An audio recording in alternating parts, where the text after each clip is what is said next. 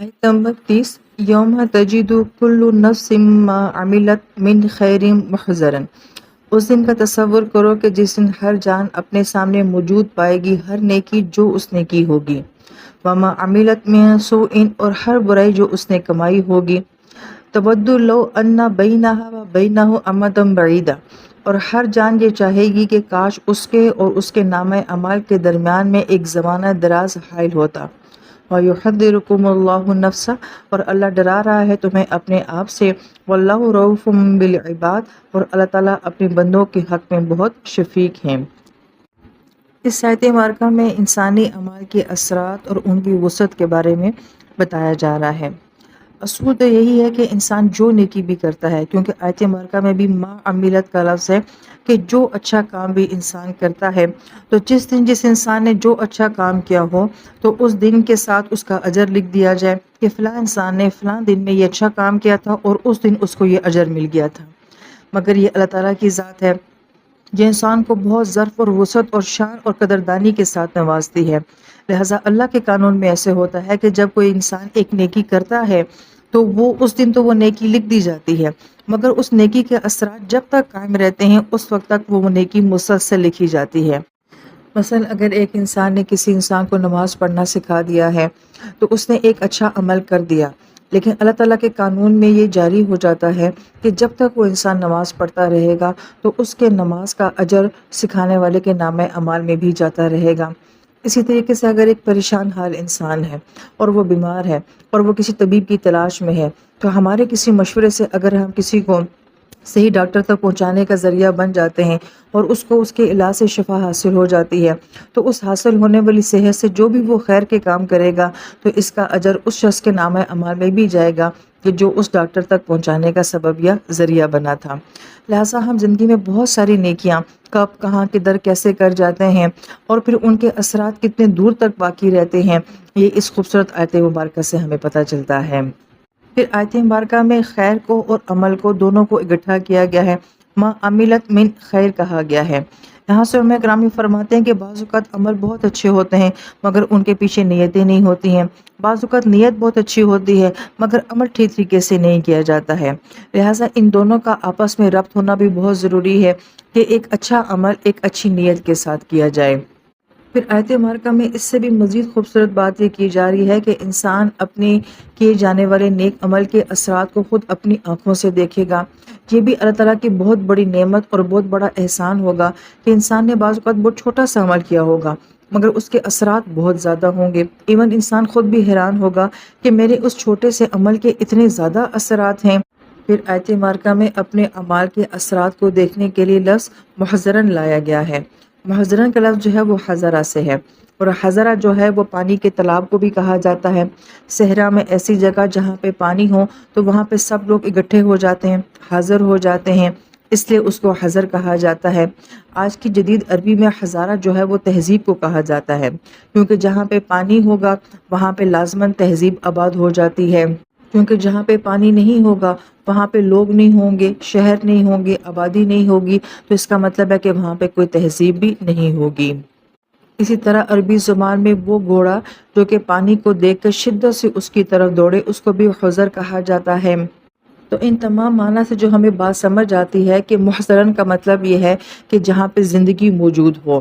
تو یہ لفظ جو ہے یہ اعمال کے لیے استعمال کیا جا رہا ہے کہ آخرت میں انسان کے لیے اس کے اعمال کیا ہوں گے، وہ زندگی ہوں گے۔ جیسے کہ پانی دنیا میں زندگی کی علامت ہے، ایسے ہی آخرت میں انسان کے اعمال اس کے آنے والی زندگی کی علامت ہوں گے۔ جس کے پاس وہ اعمال ہوں گے تو گویا کہ ایک خوبصورت زندگی اس کی منتظر ہوگی، اور جس کے پاس یہ اعمال نہیں ہوں گے تو گویا کہ وہ ایک زندگی سے محروم ہو جائے گا۔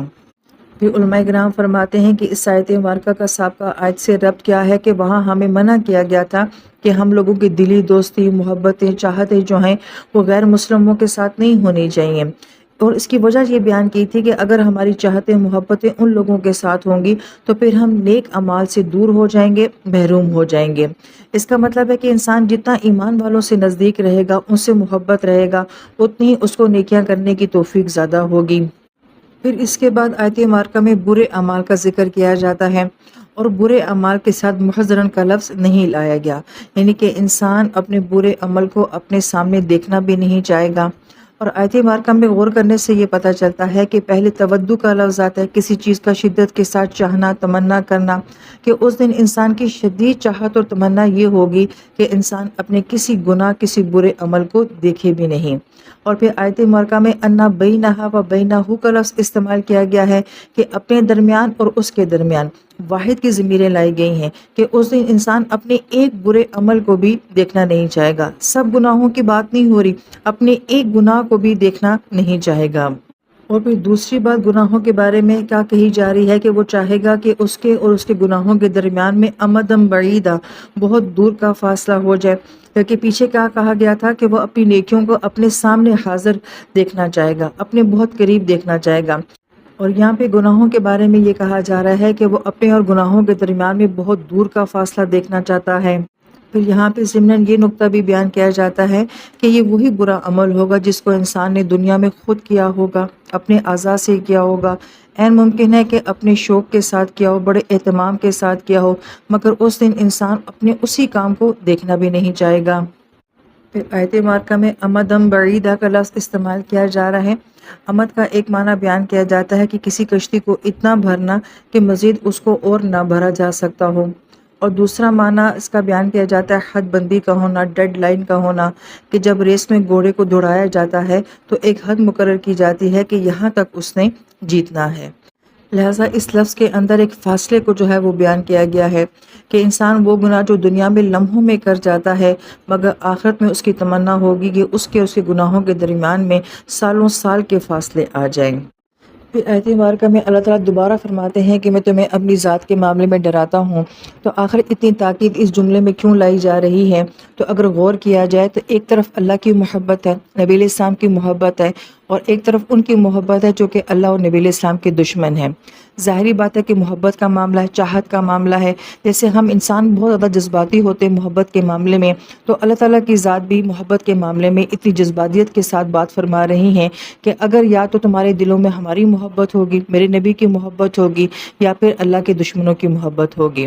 اور پھر یہ بات اتنی ضروری اور اہم اس لیے بھی ہے کہ اگر ایک انسان اللہ سے محبت کرتا ہوگا، نبی علیہ السلام سے چاہت رکھتا ہوگا، تو اس کی سوچ کیا ہوگی، اس کے مقصد کیا ہوں گے، اس کی زندگی کے کام کیا ہوں گے، تو گویا کہ اس کی زندگی کا تو لائف سٹائل بالکل مختلف ہوگا، کسی اور نوعیت کا ہوگا۔ دوسری طرف دیکھا جائے تو اگر کوئی شخص جو ہے وہ غیر مسلم سے محبت کرتا ہے تو پھر اس کی سوچ کیا ہوگی، اس کے مقصد کیا ہوگا، اور اس کی زندگی کے اعمال کیا ہوں گے، اس کا طرز زندگی کیا ہوگا، وہ بالکل مختلف ہوگا۔ اس کا مشاہدہ تو ایک عام زندگی میں بھی دیکھا جا سکتا ہے کہ جن کا ٹارگٹ اللہ تعالیٰ کی ذات ہے وہ کیسے زندگی گزار رہے ہیں، اور جن کا مقصد کوئی اور دنیا، کوئی اور چاہت اور محبت ہے، ان کی زندگی کیسے گزر رہی ہے۔